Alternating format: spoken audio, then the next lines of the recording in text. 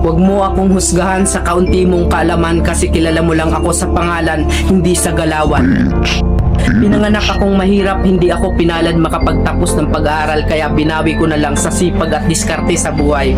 Oo, wala akong pinag-aralan pero kaya kong kumita sa lansangan na hindi mo makukuha sa taas ng iyong pinag-aralan.